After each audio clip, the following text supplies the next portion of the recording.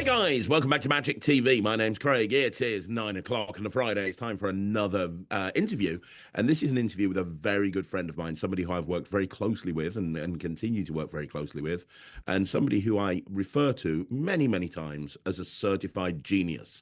Now, this is somebody who has been on Magic TV before, doing a Talk Magic interview. And he is considered like one of the go-to guys when it comes to developing magic apps, when it comes to developing functionality, when it comes to magic, not just apps, but a whole bunch of stuff. The pros, the big boys, the guys that really want to get it done right, they go to Josh. And, you know, this interview is primarily going to be focused on some huge updates that Josh has been working on in the last week or two behind the scenes with the Atomic deck, because it was Josh, who I'm going to be introducing in a second, that put all of that side of things together. So we're going to hear all about this, but we're going to talk about a few different other things as well. If you haven't seen my first interview I did with Joshua Riley, please do so. It's an incredible interview, and this is kind of a few years later. It's in a different place. It's a follow-up. But without further ado, a certified genius, the one and only, please give it up for Joshua Riley. How you doing, Josh? You okay? Oh, yes, I'm doing all right. Yes. It's good to see you, mate. It's really good to see you. Yes, thank you. Yes. And we're going to be talking an awful lot in this interview about the Atomic Deck, and we're going to be talking an awful lot about some major updates that people aren't aware of. But before we do, the first interview I did with you, you literally just got a job with Murphy's Magic. Like that's where you were Yes. a few years ago. You just got your dream job with Murphy's Magic. And, you know, a few years later, you're no longer working with Murphy's full time. You still obviously work on a lot of projects for Murphy's, like this is Yes. why you're here with the Atomic Deck, which is a Murphy's creation. You still work with Murphy's on a lot of projects, but more on a kind of a freelance basis, which allows you to work with a lot of other creators and developers and team up with a lot of big names in Magic. And you've worked with a who's who since leaving Murphy's. Do you want to catch us up from where you were in the initial interview to where you are now? Yes. So, January, I think it was January 2022 was when I first started at Murphy's. It was around my birthday when I got the job. Um, and then I left in July 2023. We left on mutual ground. They just didn't have enough work for me, so we left, and I was still doing work for them, just not as frequently. So I basically left July, and then I've been doing like freelance work, stuff outside of the Magic community, some inside the Magic community. Like I've done like so recently I did it was last March I did a project for TV. So I've done something completely outside of Magic. Did a TV show. I made an app for a TV program on Channel 4. Then I've done stuff in the Magic world. I've obviously done Atomic Deck. Recently released Amy with Matthew Wright.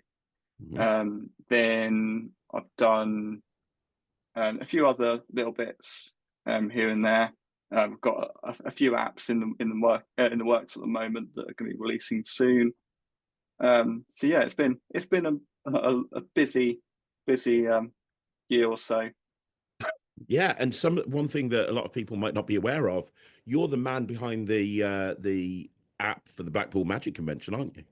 Yes, I've been doing that for I think it's around 3 years now, 3 or 4 years. Yeah, which and I love the functionality of that app. I really do. I love it's so easy to see what's on, where you're going. You can see like, yeah, it's just great. It's really good. It's really, really good Thank you. Yeah. out of the park. But you've also been working with other people as well, haven't you? Like I know, I mean, we'll talk about this in a bit, but you teamed up with Mark Lemon for Wingman, Yes. which is an incredible piece of kit. I know that you were working still are, I believe, working with Jamie Allen. Yeah. Yes. We're at IQ Pro. And Adam Happenstall. Then I've also got we got probably soon. There's going to be another release coming out with Vanishing Ink. I'm also doing other. I've also done Imaginary as well, which was another Vanishing Ink product that released not that long ago. So yeah, I'm doing work with other like all companies. But yeah, it's yeah, like I said, it's been manic. I'm pretty much doing. Yeah, I've kind of had so many companies contact me, or creators as well that have I'm doing work for that are either private work or commission work that gets released. That's amazing. And that's the point. You know, we're going to be spending a long time talking about the atomic deck on this video, but if you are a creator or if you have an idea for an app and you have no idea how to make that app possible, but you think, you know what, there should be an app that does this, then you, Josh, you're somebody who they can go to and you can say you know because you've got a lot of knowledge of the magic industry as well as the app development industry, so you look at things. There's very few people that do, you know, you can count on one hand the people in the magic world who have the knowledge that you do about apps and the technical side of things, but also have the range of skills when it comes to, you know, understanding magic and magic principles and so on and so forth. So if somebody needs help with something like that or wants to partner up, you're somebody they can go to. Is that right? Yes, I mean, I'm just thinking. I was thinking then that I don't know of that many that's probably been around doing app development in the Magic world as long as I have. I mean, like you've got like Mark Kirstein, obviously me. I think like Jonathan Levitt, um, Benke Smith, yeah, a few others. But I mean, there are like new developers that keep coming up, which it's great to see because this is it's a very small like sub industry of like the magic industry that this it's great to see more apps being made and being on the market. Because obviously magic is such a niche industry, but I'd say magic apps has also been quite a niche industry compared to like the thousands of tricks that come on the market. There aren't that many magic apps, but it's nice to see that more magic apps end up being created, more developers come on board to start creating. Because the more developers that come on board, the more possible integrations that you can do, like what we explained with my other app, Wingman, later on. That I love integrations. I love having more apps that allow the end user to choose from that you can integrate together and create like basically allow them to be creative, to create their own Yes. routines. That's fantastic. Yeah, that's really true. And actually, that brings me onto the subject of the atomic deck. And the reason that links so nicely is because obviously the atomic deck, for those people that don't know, right? And we're going to announce a big update in a second. We're going to announce 2 or 3 huge updates on this video. But for those of you that don't know, the people that were working behind the scenes on the atomic deck were me, Lloyd Barnes, Rich Relish, who was doing all of the stats and all of the maths and all of the that side of things, and then you, Josh, were putting all of the technical side of things together and all the tech side of things together. And we up until very up until just before launch, there was one input method, which was the website, because for everybody, and this is something that Lloyd talked about on his video, we wanted to keep the people that were doing the quantum deck to the quantum deck, sorry, the atomic deck, to a really small group of people. So because of that, we didn't really go outside the 4 of us, other than George Tesaro. That was it, right? So Yes. that's why there were no other input methods, because from our point of view, the website input method was the best input method. And honestly, I've got a stage show this weekend. I'm going to be walking out in front of 500 people. You better damn believe I'm going to do that website method. That's the best method that there is. Getting everybody to take their phones out and go on their phones and look up, you know, a card and a number. And that for me, that there's nothing better to get an entire audience interacting with you. Like there's nothing Yeah. better. And so that was the method that was the atomic deck. And um the reason I say that is because, you know, one of the, what, you know, there's been a bit of negativity. A very small percentage of people have been a bit negative, but one of the things that comes up is, oh, why would you have a phone with a card trick? That makes no sense. Why would you carry a phone? It makes no sense to have a phone. I've seen this before, but do you think that there's a certain amount of negativity in the magic industry, not about the atomic deck, but just in general about the use of a phone and magic tricks. Yeah, it's been an interesting situation.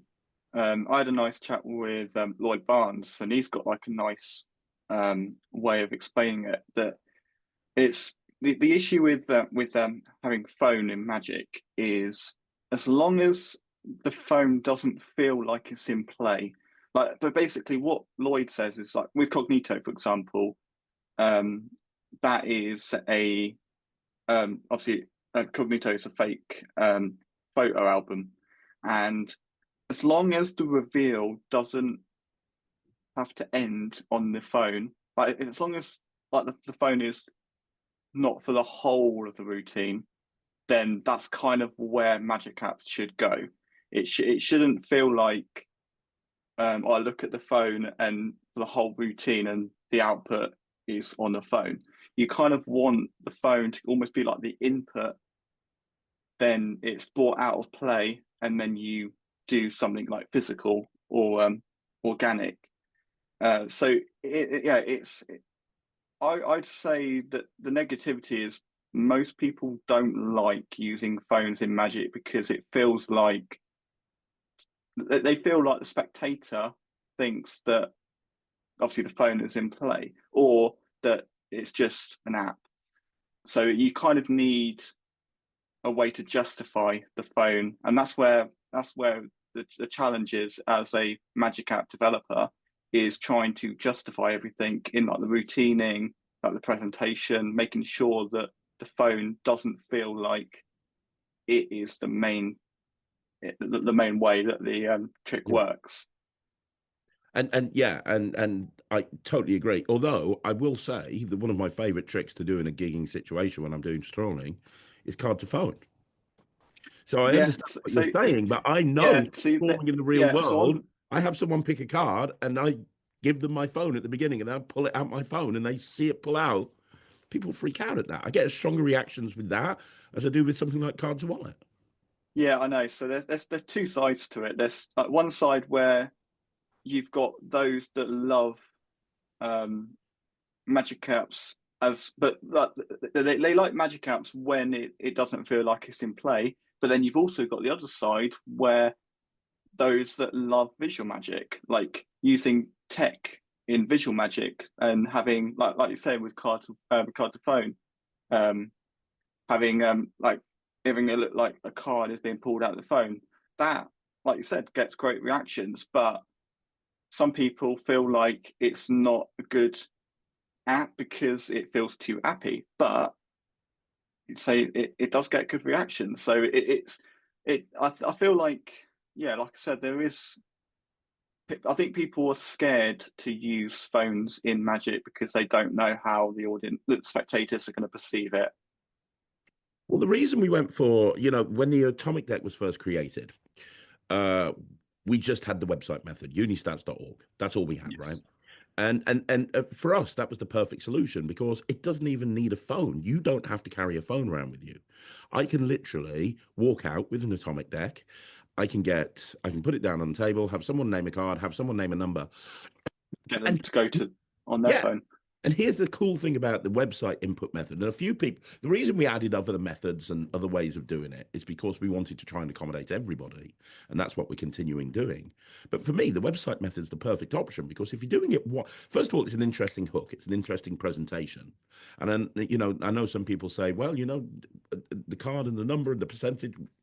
It's a presentation, and we purposefully made the website look a bit basic because it's meant to be a student research website that students have just set up to research this data.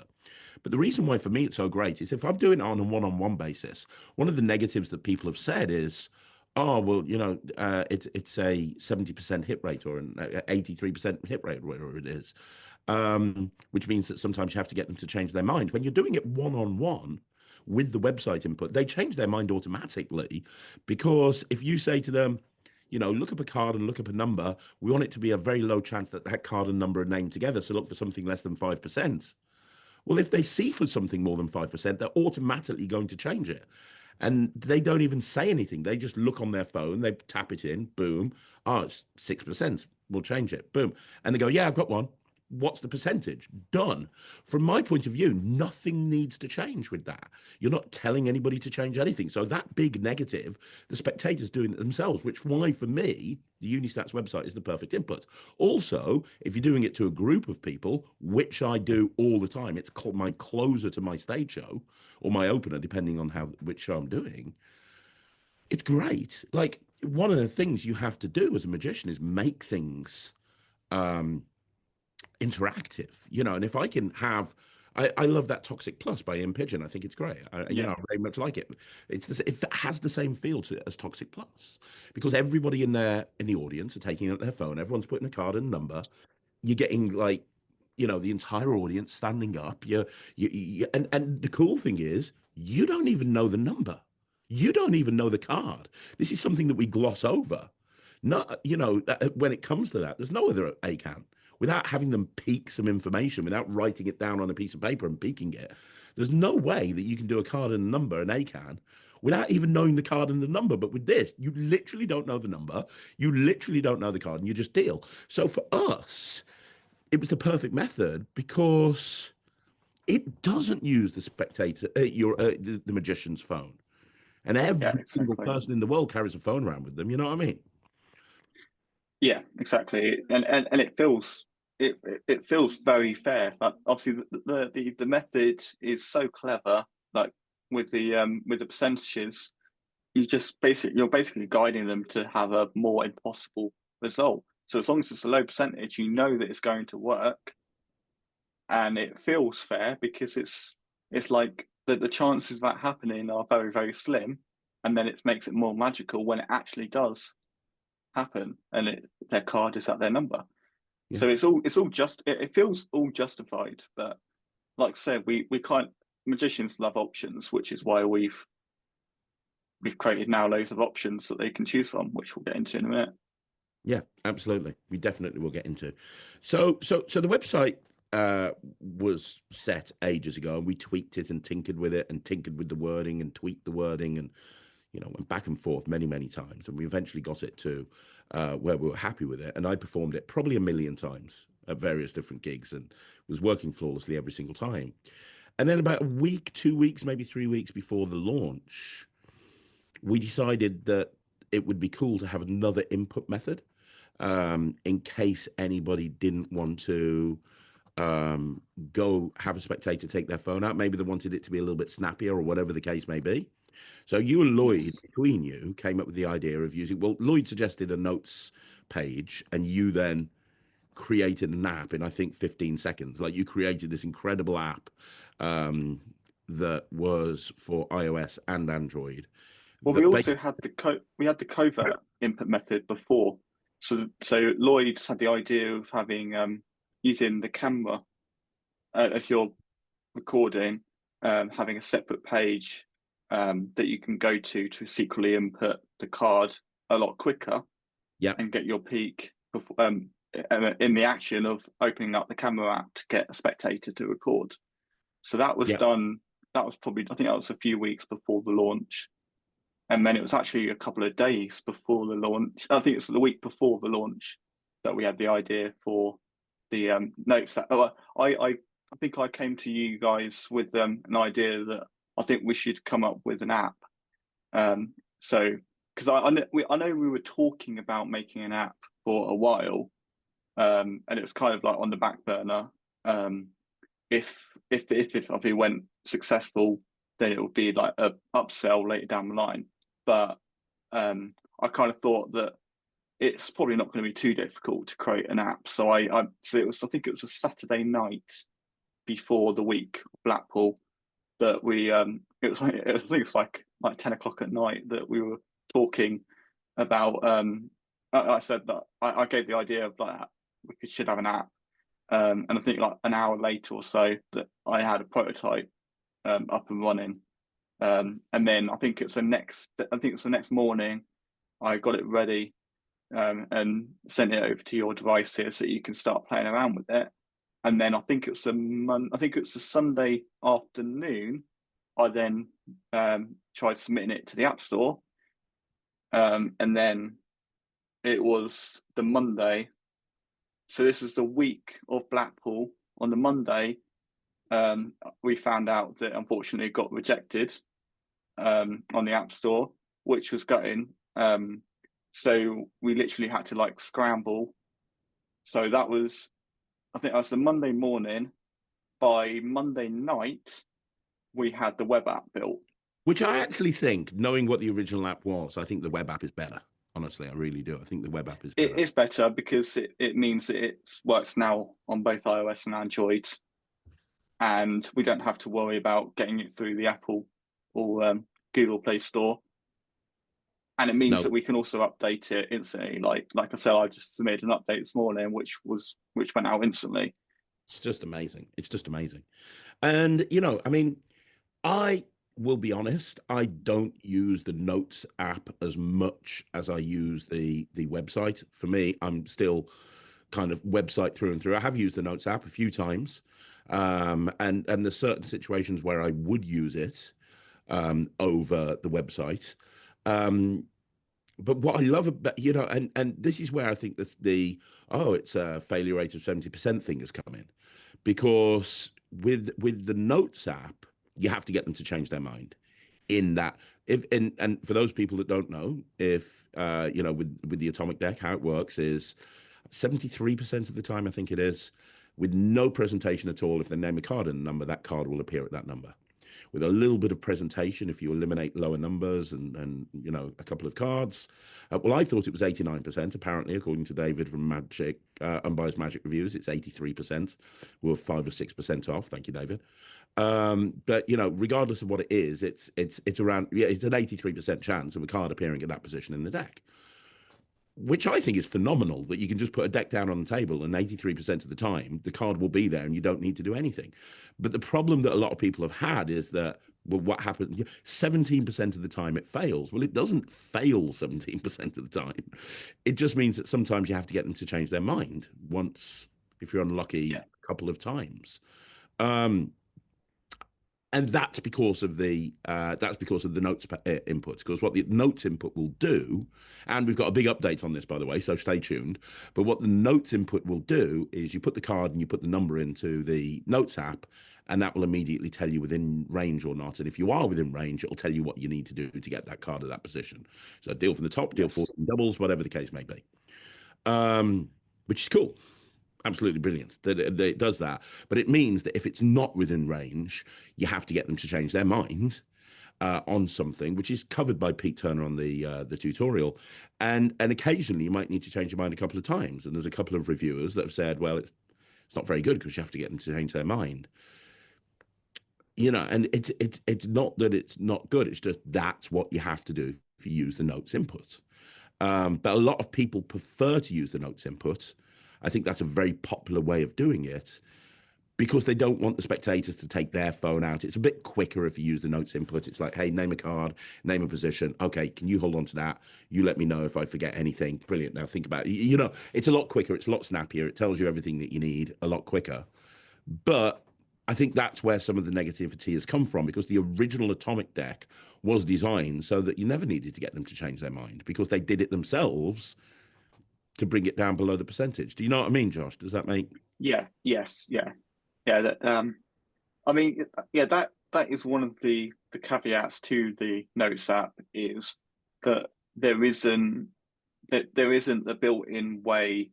Obviously, with the website, like I said, the percentages is a way that it's a justified way of making sure they change their mind to get it down to a low percentage.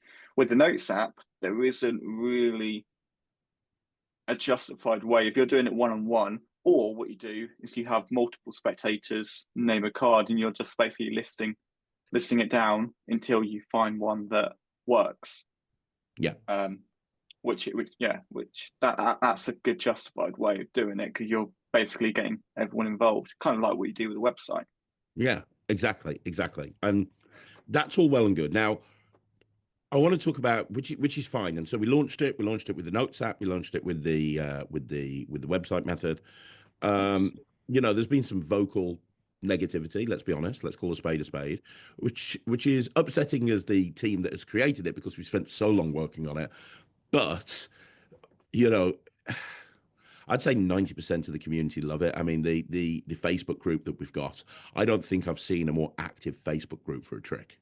Like Yeah, the I amount know. of Yeah, posts that are in there, people posting videos of themselves performing at gigs, people like making like new things and sharing it with the group. It's it's phenomenal actually. The Facebook group. It's so, and it shows how many people love it because there's like 700 odd people in that group or something, and every single one of them is just like raving about it constantly. So there has been some negativity, a little bit of negativity, but one thing that you, me, Lloyd, and Rich have been doing behind the scenes is we've been working on this non-stop. And honestly, I don't think I've seen a level of support for this for a trick from the creators post-release than I have with the Atomic Deck.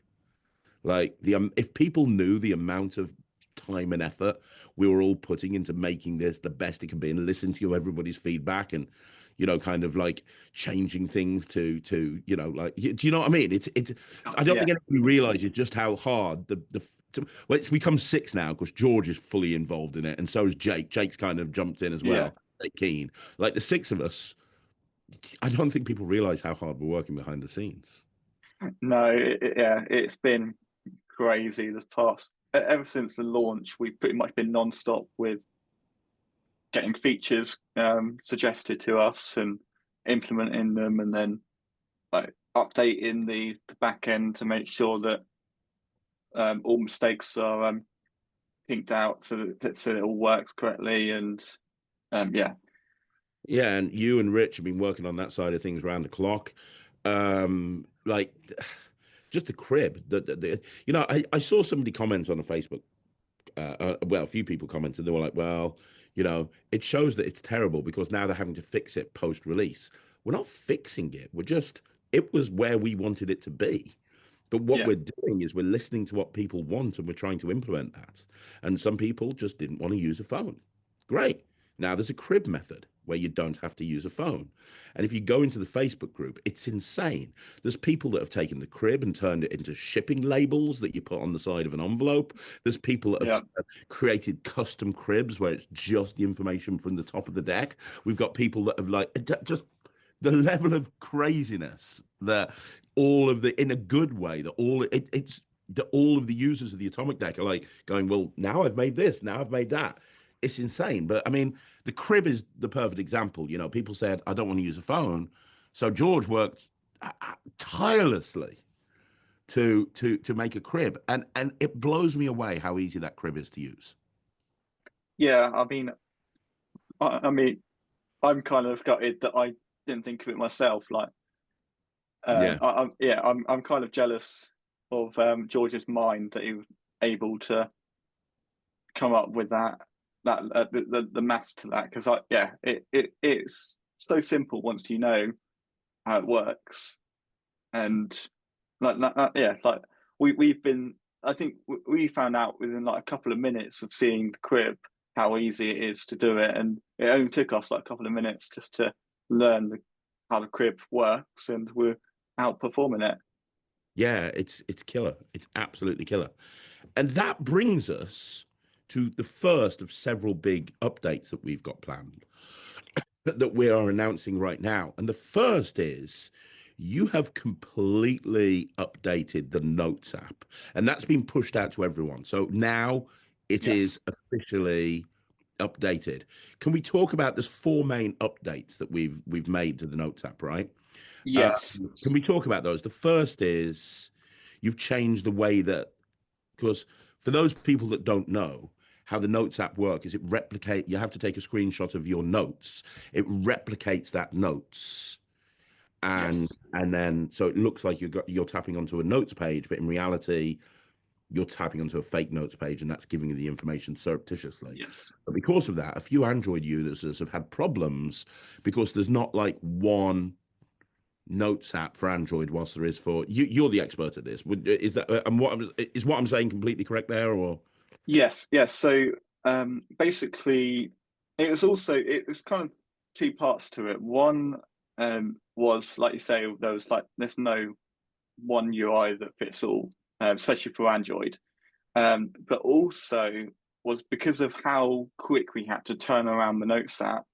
Like I literally had like a day or two before I had to leave for Blackpool, so I didn't have enough time to spend the time making a full custom UI, like making the Notes app, like completely replicating it from scratch. Same with the Android as well. Um, so what I had to do was resort to doing a screenshot. Um, and also, one of the limitations is because we had to resort to a web app, is Apple and Android are unfortunately very limiting what you can do with a web app. So we had to try. I say we. I had to try and work around um, the limitations. So it was a lot of fine tuning. So basically, we ended up doing a screenshot approach. So the initial launch, when we first released Atomic Deck Blackpool, we had the screenshot approach, which was basically you take a screenshot of your Notes app and either iOS or Android, and then you import it into the app, and it basically uses that as the background with like an invisible text area where you can. So basically, it will look like you're typing in on your Notes app, and then you get like a peek by Yeah. by pressing down in the bottom left. So that was kind of where we started, and then after it kind of like died down in a way, after the launch, I thought this last couple of days I'll devote the time to, because we were getting people contacting us on the Facebook group saying that the sizing wasn't correct, and like there was people who have been like basically the screenshot was too large vertically, and they like scrolling and stuff like that. So we I ended up spending the last couple of days completely rebuilding the Notes app from scratch, fully custom. So it will now match your screen size. So for iOS, I've replicated the native iOS Notes app, and then for Android, like I said, there isn't one UI that matches every Android device. Like there's over 20,000 devices, so there's going to be different um, firmwares and softwares.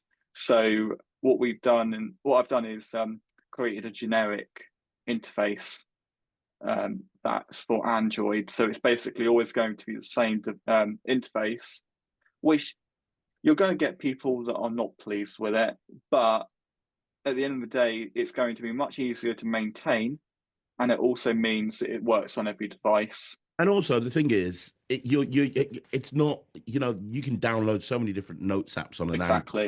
You Yes. might realize that that's not the notes app that you have on your phone, but nobody else will. From their point of No, view, because you've it's got your phone.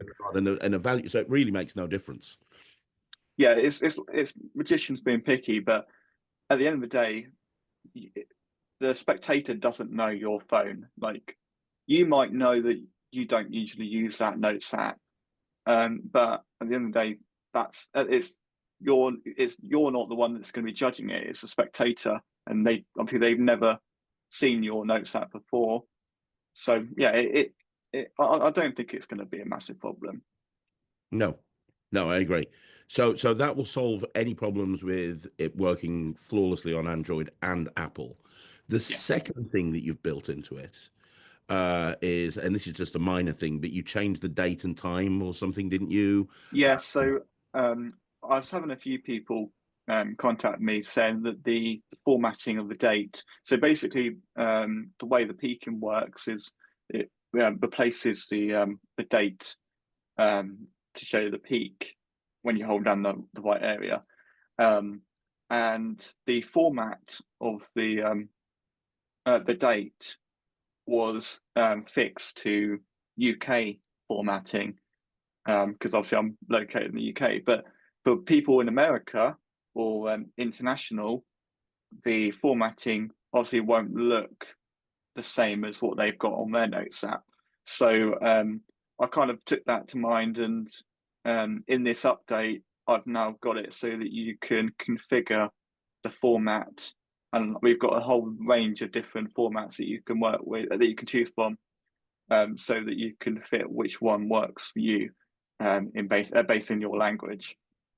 So that, Perfect. Absolutely perfect. yes. So that solves that problem. The other thing is you formatted, because how it works is you type in, say, for example, six of hearts and 22, and that will then come up with the information. It'll tell you whether it works or not. And if it does, it'll tell you the information you need to get that six of hearts at 22. But you can only type in six of hearts or six hearts or numerical six hearts or whatever. Or it's built on emojis as well. So six, heart symbol, club symbol, spade symbol, diamond symbol, whatever.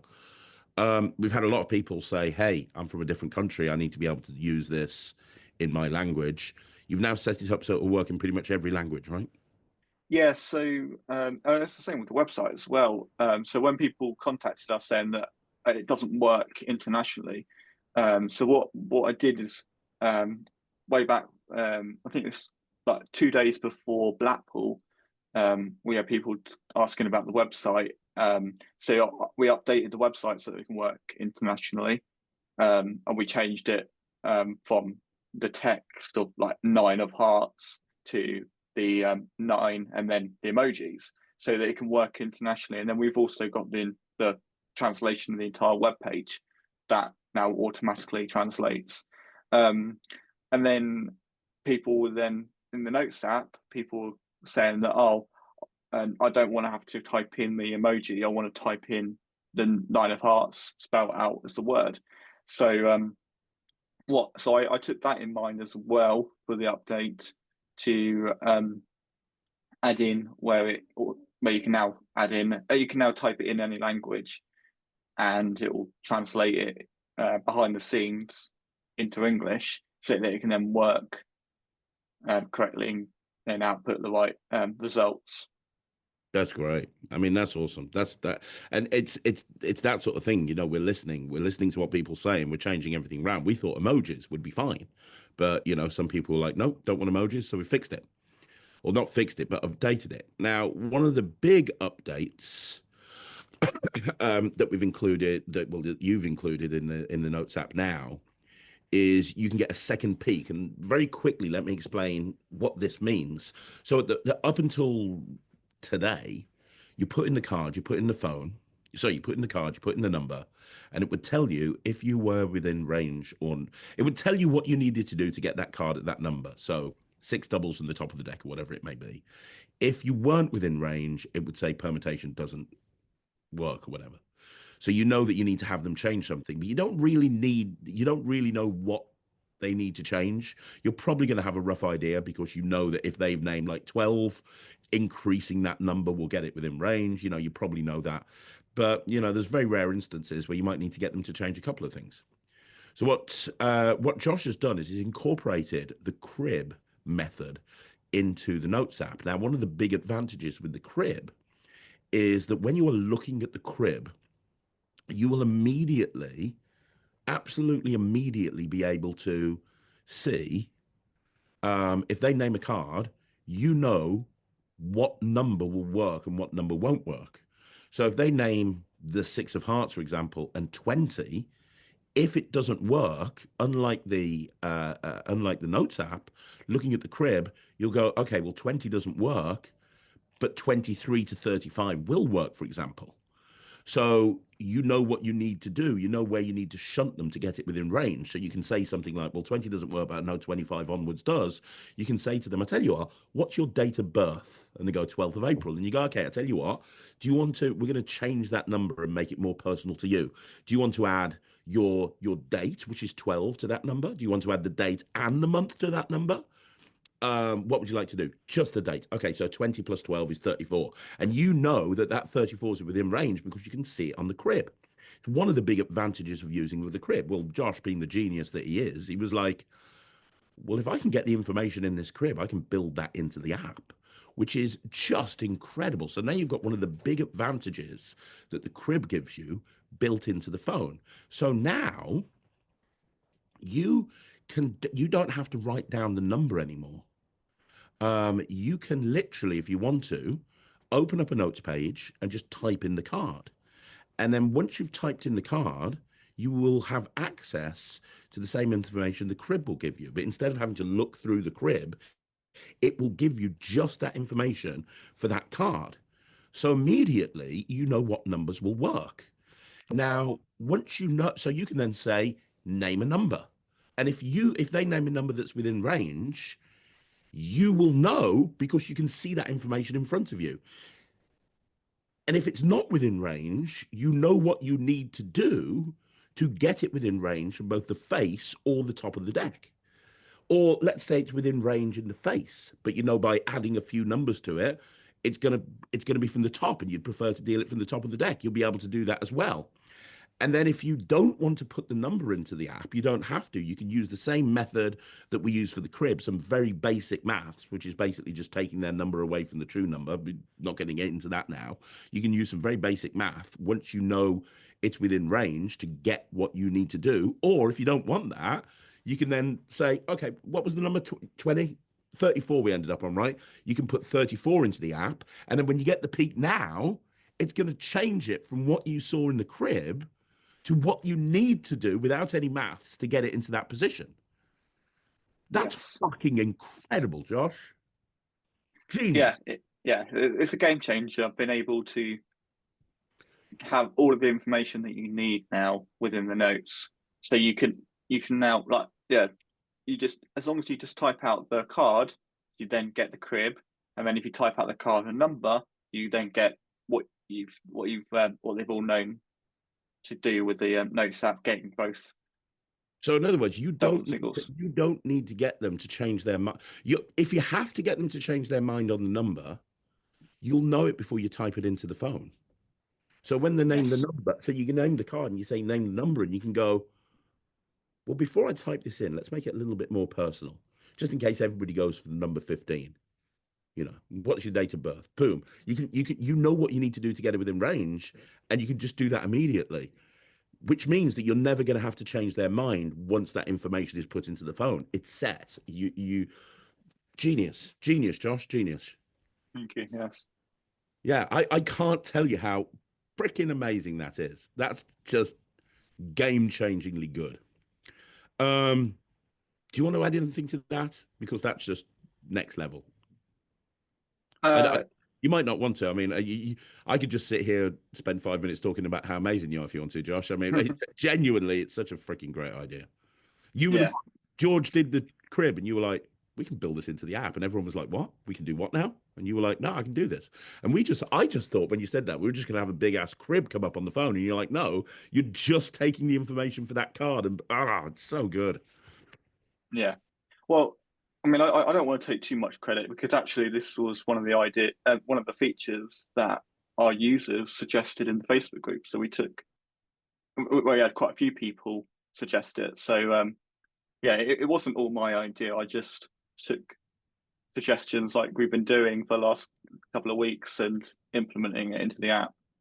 Yeah, Um, just great. yeah, Just great. Now, the other thing that we've added to the app is, and we have to talk about duplicate gate because obviously there's a certain yeah, unbiased reviewer that has put a second review up about the Atomic Deck, talking about how occasionally or sometimes with higher numbers you have to, when you're dealing through the deck, a duplicate will show up. Which it will.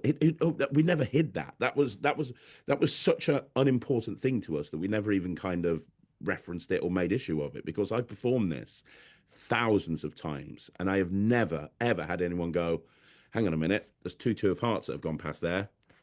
That's dodgy. yeah. Because they're not looking for all the other cards; they're looking for their card. So Yeah. it flies past. And even if they saw a duplicate, which I've never had, and they go, there were two of hearts in that deck. Oh, weird. It doesn't explain how their card, okay, Yeah, but your card wasn't, and that's the number that you named. That's weird.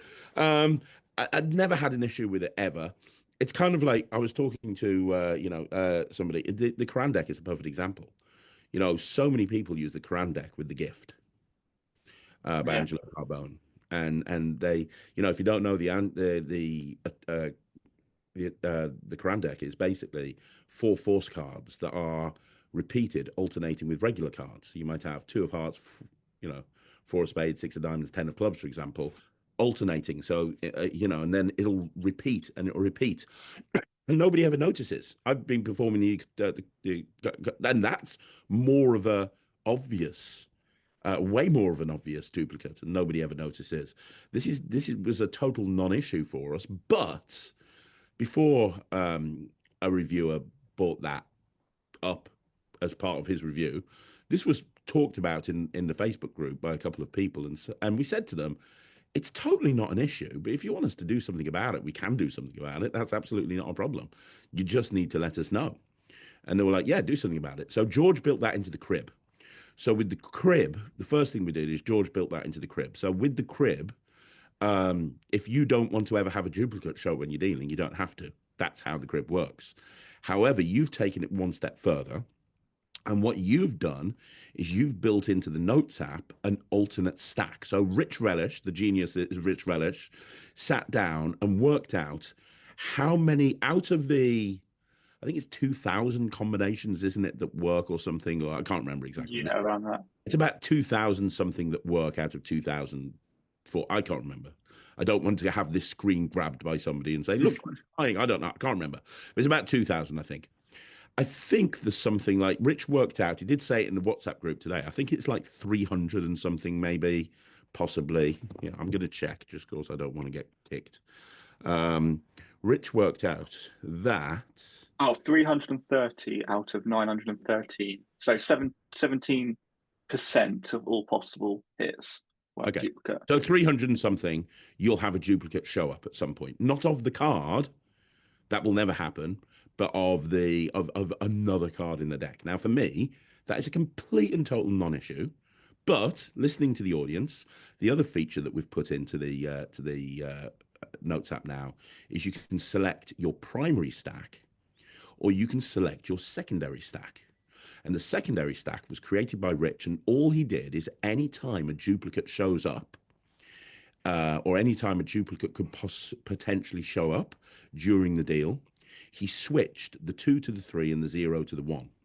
So I don't know, what did you say, 17% of the time that a duplicate might show up, it will treat that as a 1, which means that you'll deal the cards face down. If you're dealing from the face, it'll just switch it to a 3, which means you slightly necktie the deck as you turn them face down. So people wouldn't see the faces. And then it'll only do that with the times that a duplicate shows up. And you've given people the option of, just by selecting one stack or the other stack, it will automatically use the stack. So if somebody's concerned about duplicate showing up, you select the secondary stack, and that will never happen. I mean, to be clear, as somebody who's done the atomic deck more than anybody else, I've never had anyone say anything about duplicate showing up because they're focusing on their card. I'm going to use the primary stack. I don't think that's an issue at all, but the option's there, right? Yes. Yes. Brilliant. Absolutely brilliant. So that's the update to the Notes app. But you've also now built integration. And this is the second big announcement, by the way. You've built, and this is live, this is able to be gone now, and I'm going to be doing a video on this next week. But if you've got Wingman Pro, is it Wingman Pro? Yes. Yeah, Wingman Pro. That you built with Mark Lemon? Yes. Then you've built integration into Wingman Pro with the Atomic deck. Yes. I want to talk, because this is a game changer, a ridiculous game changer. And I've made you co-host, so you can share the screen at any point that you want to, if you want to explain what this is. But can you talk about what Wingman Pro is, and then what that and why you developed it and what it is, and then buckle in, people that are watching this, because this is going to blow your tits off. Can you talk about what you've done with the Atomic deck with the Wingman Pro integration? Yes. So basically, for those that don't know what Wingman Pro is, it is a iPhone app. Sorry, Android users, but this is iPhone. We developed an app in collaboration with Mark Lemon. It is a shortcuts system. So it uses iOS shortcuts, but it's not like a normal shortcuts project. It is a custom app that has basically custom shortcut actions that are designed for Magic. So basically, it's like a toolkit that pretty much allows you to create like any Magic effect out there, and it has like various different input methods. So like I don't know, like Bluetooth remote support or using voice recognition, a fake lock screen, stuff like that. And like or impression pads. But then it's also got output methods as well. So you've got like Peaksmith, Apple Watch, like hidden earpiece, output into like other devices like the Lumen Prism. Um, yeah, there's various different like integrations, and it also integrates with, like loads of other Magic apps like Inject, Ellipse, um, Wikitest, and yeah, loads of other apps out there. But it also integrates now with Atomic Deck. So basically, this allows you to now do integration. This allows you to use any of the input methods, like say Bluetooth remote or voice recognition. And so you can use, like, say, the remote to input a card and then the number, and then you can use a custom action where you can then pass in the card and number, and that does all of the calculation for you that the Atomic Deck does. And essentially, you can then output that information however you like. Use any of the peak methods, like say Peaksmith or Apple Watch, Yeah. or like I don't know, like hidden earpiece, and then also, as I shared in the Facebook group for Atomic Deck, that there is a way of doing if you've got like notifications on an app, you've got a little badge in the top right of the app Could you icon. demonstrate that now? Because I think that I a can, visual yes, demonstration would blow people away. Is that possible? I don't know. yes, I can. By Because as you know, I'm a bit of a Luddite. yeah, no worries. Let me blend the background. Like, there you go. I'll do it like this. So you can kind of see my phone screen. Yes, I can. So if I go on to shortcuts, so basically I've been building, if I do it like this way, um, yeah, so I've been creating a whole bunch of shortcuts that work with the app. Um, so if I go into, let's do voice recognition. So now what this is doing is it's currently listening for a card. So just name any card. The Four of Hearts, So the four of hearts, and then name any number. 28. 28. And now if you look, it's a bit hard to see. Um, I can see that. The oh, notification number yes, has so changed. the notification. So the first one is going to be the deal type. So the mail icon will be the deal type, and then the Facebook icon. Uh, yeah, the Facebook icon is going to be how many doubles you got to deal, and then the WhatsApp icon is going to be how many singles. But this could be customizable to the spectators, the performers' lock screen, home screen, so you can have any icons you like. But like I said, it also doesn't have to be this peak method. You can do any peak method, like say Peaksmith um, or Apple Watch, or like get just a normal notification to have it sent to any watch. Or you can do voice recognition, hidden earpiece as well. So there's various different ways that you can That's incredible. So integrate. just by having someone name a card and name a number, it will instantly just boom notify you on those bubbles exactly what you need to do.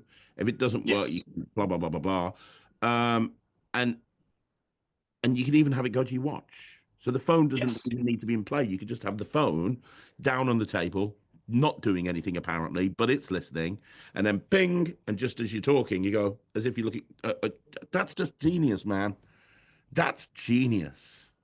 Yeah, and yeah, you can have your phone in your pocket, and like you can use like a Bluetooth remote to just have it in your hand, and as you're palming it, you can secretly input the card and number, and then look at your watch. You've got the information, and it's as fair as that. So it feels like there's like no. It's basically you've got your crib on you at any point without the phone seemingly in play, so you Wow. don't have to do any maths or look at any bit like lot of information. You're basically secretly inputting the information that you need, which is a card number, and then only outputting the information that you need to an Apple Watch or via the home screen or Peaksmith. That's incredible. I mean, that is another game changer right there. That is another game Yeah, changer. I love that. I love that so much. That is, and yeah, there's so much you can do with it, so many possibilities, and the cool thing is that as of I would say probably today, now as we've got everything set up, I think we can probably launch the what's called API so that other developers can start integrating their apps with the Atomic Deck so that well, I know one thing that you talked about because you obviously developed Cognito as well, which is I know a yes, lot. I love Cognito. I do it all the time. If you don't know what Cognito is, it's Lloyd Barnes and it's based developed by Joshua Riley, and it's a way of basically having people think of a card and you'll know immediately what their card is. Like immediately you'll know what their card is. And you were talking about integrating Cognito into the Atomic Deck through Wingman Pro. So they yes, literally will think of a card, do what they need to do incognito. You apparently never know the card, but immediately that's programmed into the thing. So when they name a number, even though they've not even said the card, you know what you need to do to get that card at that number. yes, exactly, yes. So it's completely so yeah. So at that point, it's as fair as it can be. But they're literally thinking of a card. They've never said it out loud. They've never inputted it anywhere. They're literally purely thinking of it in their head, and then they name any number, and immediately with the you're inputting it into Wingman Pro via the Atomic Deck calculation, you're then getting the peak via Apple Watch or Peaksmith, and it's as fair as just dealing down. It's impossible. It feels impossible to a spectator that they're literally thinking of a card in their head. They like it's not like with the website where that can secretly code you the position or the number. They're literally thinking of a card. They're not even inputting it anywhere. Um, That's next so yeah, level. there is the potential ongoing with this with the Atomic Deck with like integrations that I don't think this is going to be the best method, but it's not going to be the best method that's going to come up. That's going to be created. The next method could be like 10 times better. Like once you get like real mind reading where they can literally think of a card and a number and you can secretly divine that and then input in it somehow, that's real mind reading. Like they're literally thinking of any card, any number. They've not said it out loud and yeah, deal it down. And Genius. Absolutely genius. And then the one other thing that it's worth talking about. Um, the one that we haven't done yet that people have asked for that we mentioned when we actually did the tutorial is the ability for the Notes app to work offline. I know that's something that yes. you're looking into, but we wanted to get all the other updates out first, didn't we? Yeah, so it is on the list. Like I said, the issue with that was because we had to do a quick turnaround of getting it to a web app. Currently, all of the calculations are all online, all as an API, uh, so that it could be integrated with other things. But and then also just to keep it away from the app, to keep the app lightweight. Um, so that's all all cloud based. So basically, yeah, you kind of need an internet connection at the moment, but we are looking at making it fully offline so that it can work offline. which is great. Absolutely phenomenal.